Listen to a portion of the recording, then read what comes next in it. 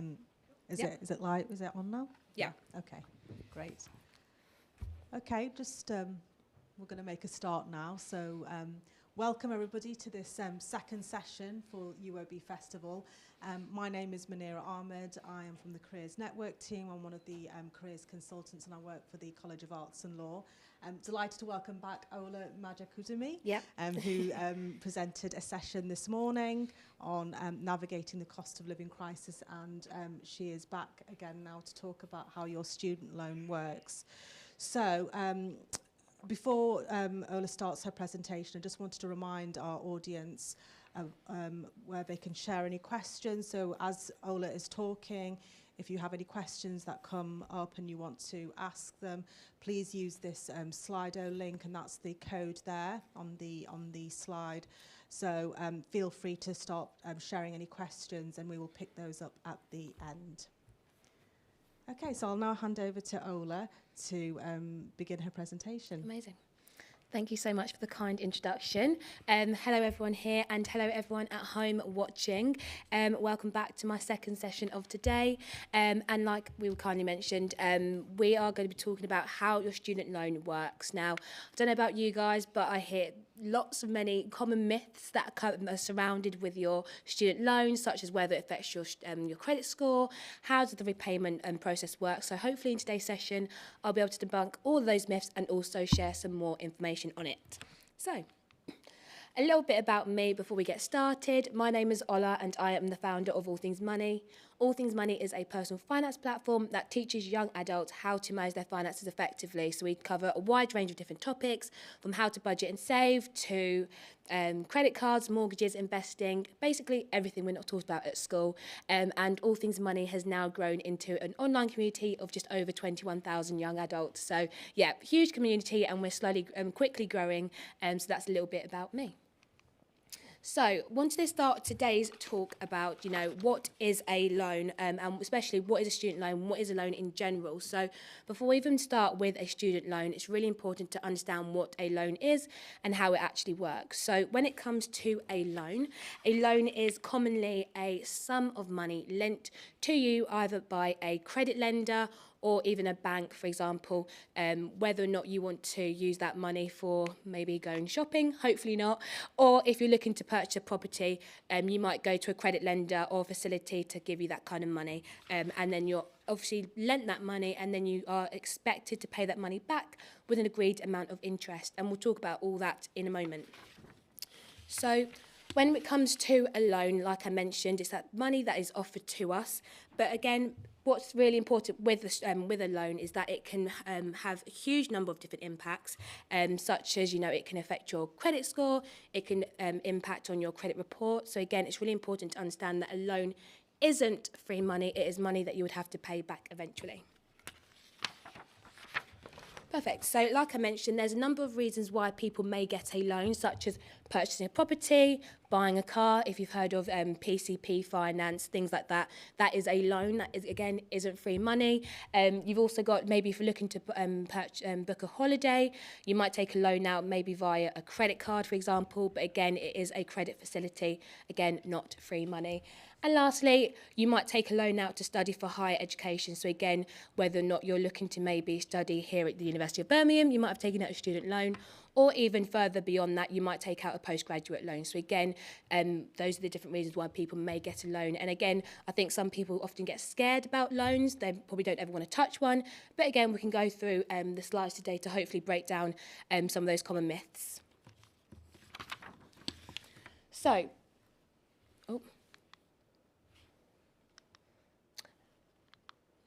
there we go. So, good debt versus bad debt. So again, people often think that all debt or all loans are really, really bad. So again, it's really important to understand the difference between good debt and bad debt. So on the slide here, I've got loans such as a mortgage, payday loans, credit cards that are designed to build your credit score, high interest debt, and obviously your student loan. So again, we want to work out whether or not these debts are good or bad, and if there's anything else in between. So in the next slide, I've kind of broken it down into your good debts and your bad debts. So your good debt, for example, is something that may have been budgeted for, accounted for, something you've planned to take out. So again, that isn't your payday loan, for example, because again, your payday loans often have very high interest rates. So ideally, you want to stay clear from something like that. But when I say budgeted for, they might help you advance financially in the future. So that might be a mortgage on a property, for example. You might take out a mortgage whether you're looking to buy a property for yourself, or if you're taking out a mortgage to maybe do investment properties. That might be my dream one day in the future. You might also take out a credit card. Again, a lot of people are scared of taking out credit cards. Again, it's based on whether or not you want to take a credit card out. But there are some credit cards that are out there designed to build your credit score. So again, that might be something you want to take out post-university to help you get yourself in a financially fit position to maybe apply for a mortgage or even just have a healthy credit score. And then we also have our student loans. So again, that's something that's budgeted for, is accounted for, because, you know, not everyone can afford the tuition fees up front at university. So again, a student loan can be seen as a positive or good loan to take out if you're looking to advance your studies. And then on the other hand, we have our, I guess, bad debts or loans we just maybe want to avoid. So things like your payday loans and high interest debts. So when I say high interest debts, I talk about maybe an unarranged overdraft, for example. So if you take out an unarranged overdraft, typically, your interest on that is around 40%. So that's very, very high. Obviously, as a student at the moment, you have an interest-free student overdraft. But over time, when you finish and graduate university, you may end up having to be charged for that overdraft. So ideally, you want to get out of that as quickly as possible. So yeah, so your good debts and your bad debts, again, it's just really important to understand the difference between the two, because not every debt or loan is a bad thing. So what is a student loan? So again, the reason why we're talking about loans in general is because obviously the majority of the people here or people watching at home will have a student loan. So again, I wanted to kind of break that down in case you're not too sure about what it is. So a student loan is maybe a fixed amount or variable amount of money that is designed to help you cover the cost of your studying, whether you're in the UK or if you're looking to study abroad going forwards in the future. You might be looking to study abroad on a year placement, etc., etc. So you've got two different types of student loans that you can take out here in the UK. That includes your tuition fee loan and your maintenance loan. So your tuition fee loan is what it says on the package. Your tuition fee loan is designed to cover the cost of your tuition fees. So that will cover the cost of your tuition fee, whether you're University of Birmingham, or maybe if you wanted to do a postgraduate loan, you do have a loan that covers the cost there. Now, slightly different is your maintenance loan. So your maintenance loan is designed to cover your living costs and your expenses whilst living away from home. Or if you're at home but you still need expenses to be covered, your maintenance loan covers that. So again, that might be whether you're living in Selly Oak and paying rent, your bills, anything like that, your maintenance loan is designed to cover it. Now, your maintenance loan will vary depending on a number of different criteria, such as whether you're living at home or living away, whether you're living in London or living elsewhere outside of London.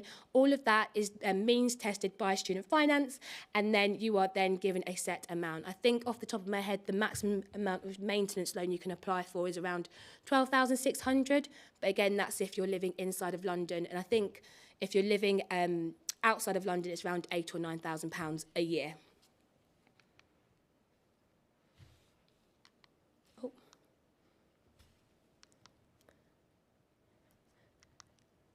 Too fast.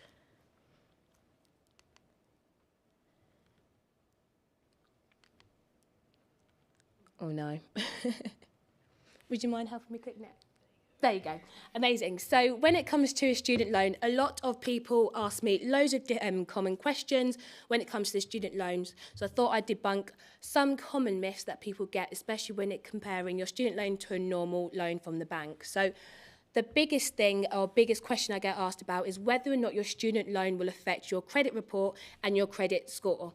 Now, it doesn't. Simple answer is no. So you can be someone like me that has up to 65k worth of student debt, and I can say confidently that it does not impact your credit score. And I think it's really important to remember that when you graduate, because I feel like lots of people often are scared about the impact that their student loan can have on their credit score. So that's one of the biggest myths I wanted to dispel today. Next up is that your student loan will get wiped off after 30 years. So if you're a student in the UK and you started studying your undergraduate or postgraduate loan studies, anytime from September 2012, your student loan will get wiped off after 30 years. Now, the government has introduced new changes, which I'll talk about later on in this slide, but at the moment, as it stands, your student loan gets wiped after 30 years, which isn't the case with any other type of loan in the UK. So again, that's a huge common myth that people aren't aware of. And lastly, the interest rate on your student loan doesn't affect how much you repay back every year. So again, the government likes to make numerous changes to how student loans work. So it's really important that whether or not your interest rate on your loan is 3% or 20%, it doesn't affect how much you pay each year. And again, we'll break down how the repayment works in a moment. So, how to apply? So, this is a question that I get asked about all the time as well. So, you might be sat here or at home and you may already have your student finance. But if you haven't, then you can still apply for your student loan via student finance. And it's very simple to apply. So, please don't stress. You can visit student finance online to apply for your student loan. Whether or not you want to just have your student loan for 1 year or up to 3 or 4 years for your studies, that is not a problem at all, but you just need to remember to apply for it every single year, otherwise your student loan won't come and then you'll obviously be left with no money, which we want to avoid at all costs. So make sure you're applying for your student finance every single year for every year of study.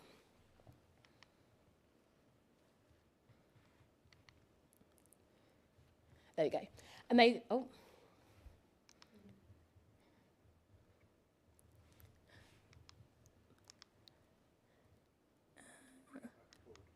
Oh. Do you want us to drive? Yes, please, that's okay.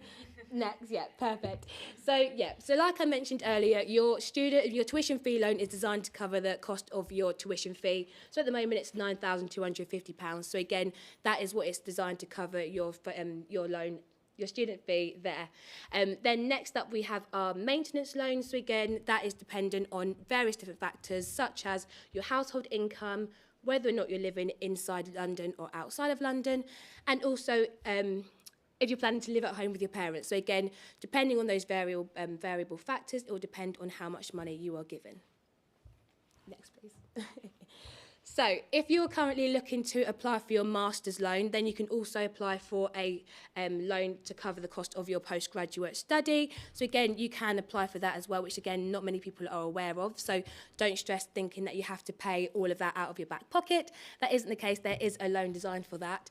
And you can apply for up to £11,222 in the UK for your master's study. So again, if you're planning on studying, make sure you take a note of this, especially if you're at home as well. So here you are for that. Perfect. So when it comes to repaying your student loan, how it works is that when you graduate from the university, you don't have to stress about your student loan the minute you walk through those doors and you're wearing your black coat. So all you need to do is remember that when it comes to graduating from university, you don't have to start repaying your student loan until the April after you have graduated. So if I graduate from university this July, I don't have to pay back a single penny until the next April. So again, really remember that. Don't think that you have to start paying thousands of pounds the minute you walk out through those gates. So when you are at that point, so the April after you graduate, you then start paying back your student loan. However, you have to be earning a certain amount of money before you are repaying that amount. So you have to be earning, at the moment, £27,295 before you start repaying your student loan. So if you are on that graduate amount, anything after that amount, you then pay 9% of anything after this income fee. So if you're someone that maybe graduates on £19,000, you don't have to pay back a single penny. So again, regardless of how much you owe to student finance, you have to be earning this minimum income before you start repaying your student loan. So, next slide. Brilliant. So here's a quick example. So if you are earning £35,000, you will then have to pay 9% back on £7,705. This is because the difference between your £35,000 and the minimum income requirement of £27,295 equals £7,705. So this means if you're on this income amount once you graduate, you would then be paying back £693.45 a year. So it isn't an amount that you have to pay every month. It is 9% for the whole year above that income threshold. So again, like I mentioned, if you're earning anything below this, please don't stress because you won't be required to pay back a single penny. So yeah, again, feel free to take notes of that before I move on to the next slide. So if you are studying a master's loan or a doctoral loan, then again, you don't have to repay back a single penny until the April after you have finished that course. So again, please don't stress about whether or not you have to pay it back until the April after.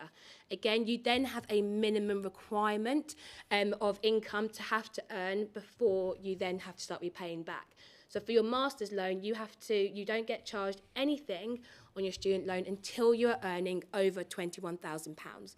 So once you've met this income threshold, you then pay back 6% of anything made above this amount. So again, if we go to the next slide, with this example, if I'm earning the same £35,000, I would then repay 6% on anything above this. So if the difference between £35,000 and £21,000 is £14,000. So again, I'll pay 6% on the £14,000. So in this example, I would have to repay £840 a year on what I owe. So again, I might have to owe £100,000, let's say.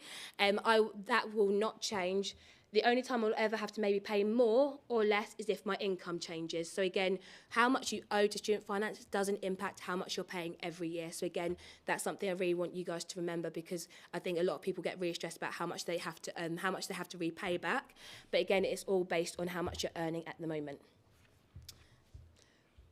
So yeah, so how do I repay back my student loans? So again, this is another question I get asked about all the time. So if you graduate from university and you get a full-time job or even a part-time job, your contributions back to student finance are taken from your payslip. So you won't have to be responsible for working out all the maths we've just done right now. So don't stress about that if you're not great at maths. So again, like I mentioned, your payslip will make those deductions for you automatically, and your employer will let you know, or you will be responsible to check in how much is coming out. Again, make sure you are checking your payslip and making sure you're actually paying the right amount, because easily people can overpay or underpay, and there's nothing worse than student finance knocking on your door saying you've underpaid your student loan for the year. So again, just make sure you're staying on top of it to make sure you're paying back the right amount. But if you are someone that is self-employed or runs a business, then you are responsible for paying back student finance yourself. So again, if you're maybe a business owner earning £35,000, you are then responsible for paying back that amount. And again, how you do that is via your self-assessment. So again, I won't go too much in the nitty-gritties of how your self-assessment works when you're self-employed, but you will be responsible for paying that back yourself. So again, if you're at home currently watching and you are self-employed, please make sure you're telling your accountant that you need to pay your student loan if you know you're over the £27,000 threshold. Perfect. So again, another question I get asked about all the time is, should I repay my student loan early? So again, I feel like a lot of people are really stressed about how much they might owe to student finance.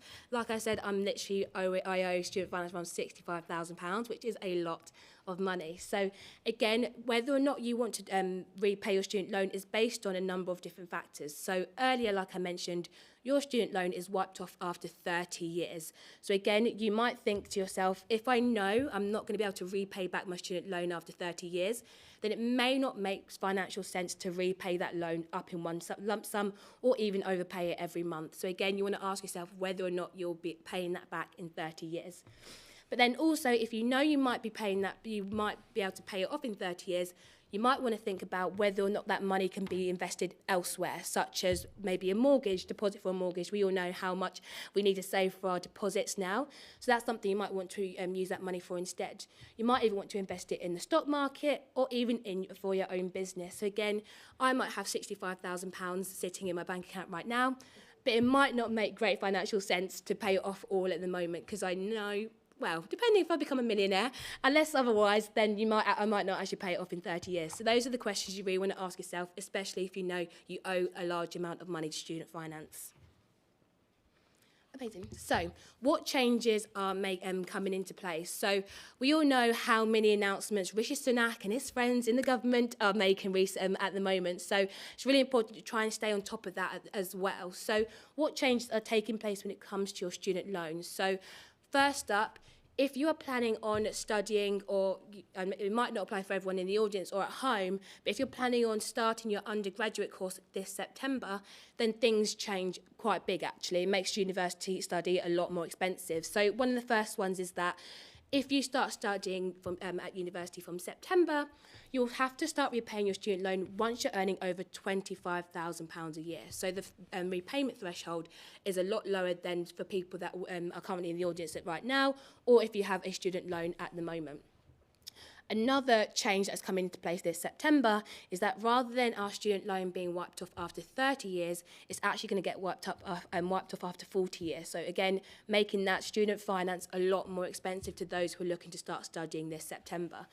And then lastly, what Rishi Sunak has confirmed is that our tuition fees are planning to stay the same for the next 2 years. So whether or not that's a good or bad thing, you can decide.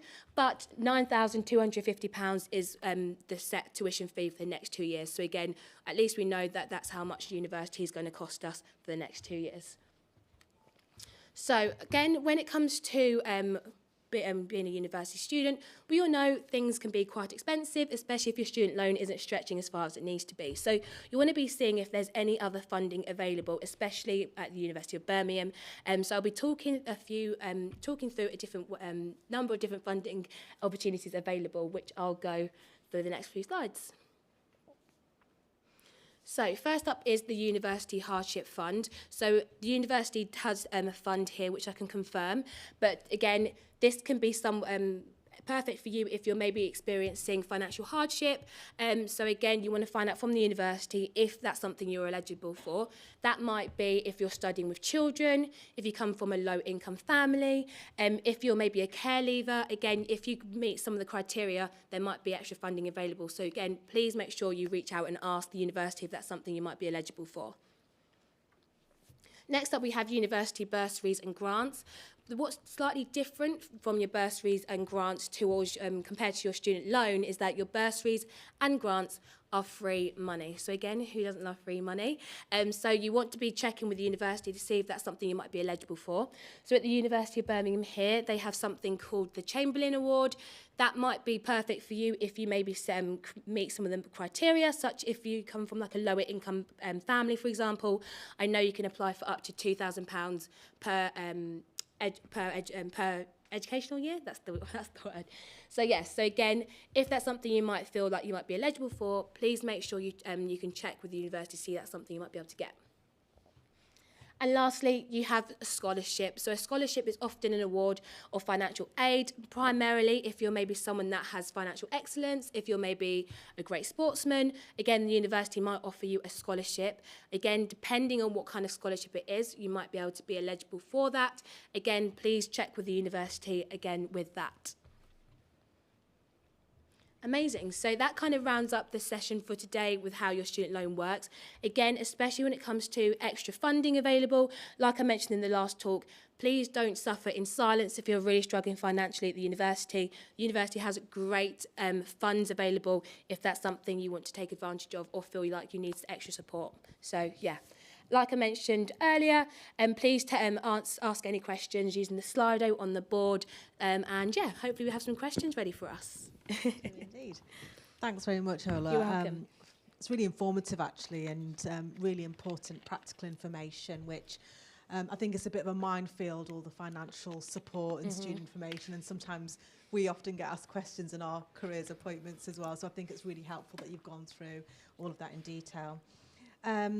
So there's a couple of questions. There have been quite a few questions that have come through, and some I think were before you actually ended up sharing the information. But I think it's helpful just to maybe ask those and clarify. But the first question I think we'd actually like to ask is about you yourself, Ola, about your own background, your degree, sort of what you studied here at the University of Birmingham, and your aspirations and how you began all things money. That's a very good question. So I studied here at the University of Birmingham, studied business management with a year in industry. So I did 3 years studying business management and then a year placement at Enterprise Rent-A-Car. Well, I worked at Stansted Airport, which was a great year, and then graduated in 2020 during a fun time called the pandemic. I'm sure many of you guys are aware of what that was. And yeah, during lockdown, I kind of started All Things Money as an Instagram page to share tips and information on how to kind of manage your finances. And now it's very much my full-time job, keeping me busy. Yeah, and your website's great. I had a look at it today. So you've got some really good partnerships, and I can see it's definitely keeping you very busy. So there's been a couple of questions about, I'm just trying to, I might just sit down actually, if that's okay, just so that I can manage the iPad as well. So there's been a couple of questions about the credit reporting and score. There's 2 questions actually, which are quite similar, about the things that can affect your credit report and scoring and how to improve it as well. So could you share some details on that, please? Yes, so again, I think credit scores is a huge topic that loads of university students stress about when they finish university. So there's actually a number of different things that can affect your credit score and your credit history. So number 1 is how much money you've borrowed. So that's not your student loan. That is whether or not you've got multiple credit cards, if you have an overdraft. The amount of credit or money you owe has an impact on your credit score. How much your repayment history as well has a huge impact. So whether you're making the repayments on time, that can also have an impact. So if you're making the repayments on time, that's great. That will contribute to your score. If not, and you're defaulting on your payments, then that can negatively impact your credit score. Also, applying for a number of different credit facilities can also affect your credit score if you're applying for them in a short amount of time. So let's say, for example, I apply for 3 credit cards today, I get rejected from all of them, and then I apply for a loan tomorrow. Again, that can all have an impact on my credit score. So you want to try and avoid applying for a number of different credit facilities in a short space of time. And yeah, if you want to improve your credit score when you finish university, then one way that you can do it is by registering to the electoral register. Now, I know loads of uni students that have moved away from home might be registered to their address either in Selly Oak or student accommodation, but make sure that you are... you apply for the electoral roll when you go back home, because it again shows lenders that you live at that set address. So it makes you a little bit more trustworthy, knowing that you are you're set foot in one place. Another way that you can improve your credit score is having some bills in your name. So if you have maybe a phone bill, or maybe you have you're in charge of the energy bills at home, again, that can show lenders that you can pay bills on time. So again, that can improve your credit score. And then another way that you can potentially improve your credit score is by getting a credit card. Now, getting a credit card is hard because I don't recommend it for everyone. If you're someone that maybe doesn't trust yourself to borrow responsibly, then a credit card probably isn't best for you. However, if you do feel that you can maybe trust yourself to make back the minimum repayments, then a credit card can be a great way of boosting your credit score over time as well. Okay. So in fact, there was actually a question about getting a credit card. But I think you've so someone was asking, even if they don't need one, should they take one out anyway? But like you say, it's about trusting yourself and being responsible with those repayments. Absolutely. Because you can, they can kind of take over a little bit. Definitely. Okay.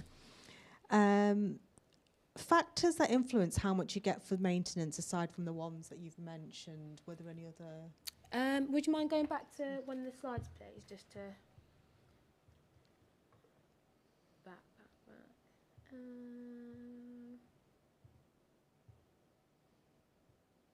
There. Forward. Yeah, please. Thank you. Whether you live outside of London, your household income. To be honest, those are the main factors that influence your maintenance loan. The biggest one is your household income. So if you have 2 parents, then they're earning quite a decent income, then your student loan, your maintenance loan will probably be quite low. Whereas if you're maybe from a single parent family, or you have parents that are slightly lower income, that will be the biggest influence on how much you can apply. Okay, thanks for clarifying that. Again, there's been a couple of questions about which I think you've covered already, but sort of essentially after 30 years, well, at the moment it's 30 years, the whole loan gets wiped out, so there's kind of nothing to worry about there. And also about paying early, is there any benefit in paying early, or waiting to kind of earn the minimum sort of salary threshold. Yeah. But like I think you've mentioned there might be factors, personal financial considerations. Yeah, definitely. So, yeah, I think the biggest one, if maybe you've finished university and you know you will definitely make that repayment time in 30 years, then you might want to look at paying it off early because you save yourself money in interest. However, like we mentioned, obviously that money might be better invested if you're looking to buy your first property, invest or start a business, for example. Okay. Yes, I think it's just balancing it with everything. Definitely. So you've got that flexibility. Yeah, because it's balancing it with other financial considerations. Someone's asking about the difference. I'm assuming, sort of, I guess, with the loan. What's the difference in terms of applying for an undergraduate versus the masters? Sort of key differences. So you could apply the same way. However, the difference with your master's loan is that you could only apply up to £11,222, and that would have to cover your tuition fee and your maintenance loan. So that's a huge difference compared to your undergraduate. So again, if you're looking to do a master's, then obviously it's a lot more expensive because you're probably going to have to fund a lot of it yourself. So that's something that people will have to bear in mind as well. There's a question here. It's about what. I think I'm not sure if there's a word missing, but it's asking about sort of one tip or advice that you'd recommend. Is it before your maintenance loan arrives? I'm not quite sure if that is what the person's asking. So is it tips for before it arrives? Yeah, I think so. I'm trying to think what they mean. I don't know if that person. Okay, well, we might leave that one as me, but okay. So this is an interesting course, and will changing your course impact your application? So you started on a particular program, and then you've changed, say, after your first year.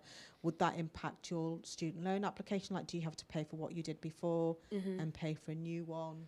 Yeah, so most likely if you've done, maybe let's say you did a whole year of study and then at the end of the year you want to change course, you will obviously still have to pay back for that 1 year where you studied a different course. However, again, student finance makes it quite easy for you to make those changes, and if you do need help with that application, then the university will be able to help you with that as well. Absolutely. So somebody's asking here if you're doing a longer course, so someone's on a 5-year course, is there extra funding support? So when it comes to your tuition fee loan, then your student finance should be able to fund that for you.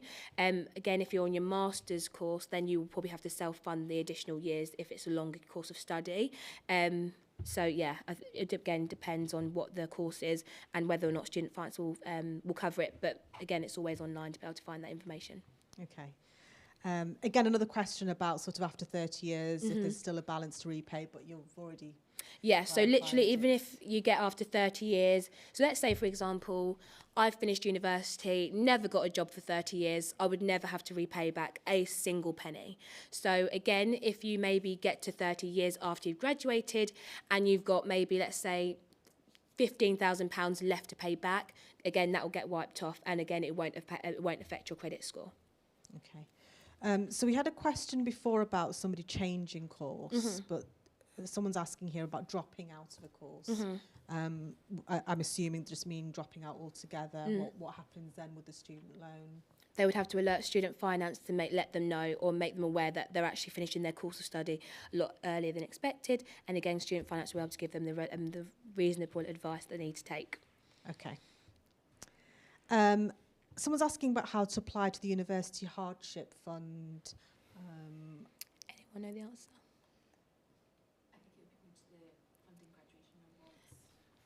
So there's a web page, funding graduation and awards web page on the student intranet, where you should be able to find the information there. Can you choose to pay back more than the 9% of the amount that someone would earn over the threshold? Yeah. So exactly with the how, if you don't earn a certain amount, you don't have to pay a penny. But if you do want to repay more, then you can get in touch with student finance and increase your contributions every month. Okay. And again, I think people are just clarifying some of the finer details. So somebody has a degree and a master's and they're earning over £27,000.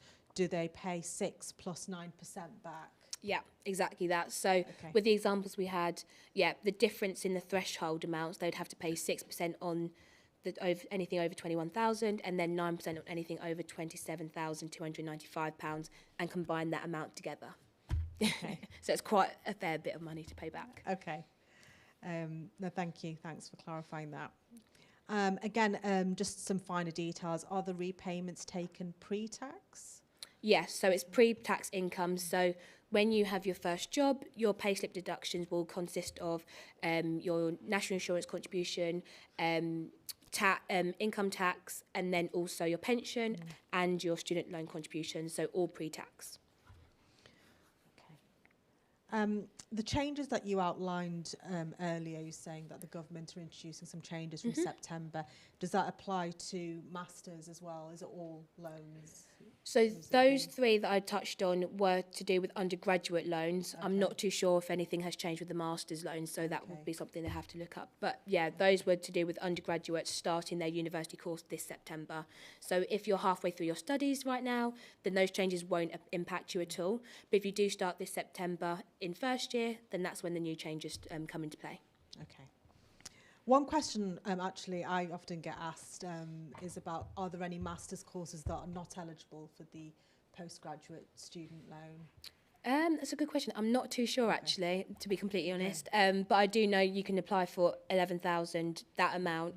But I don't think it's course specific. I think again that's something they might have to check with student finance. I think there is some details on the government loans website. And the final question, actually, going back to kind of what you were about your own background, is what was the sort of main driver and motivation in terms of setting up the All Things Money platform? Oh, that's a good question. So I've always kind of been like a budgeter, saver, and then I've always kind of helped my friends. Like if anyone had a question about money, they'd come to me. And then during lockdown, I learned how to invest in the stock market.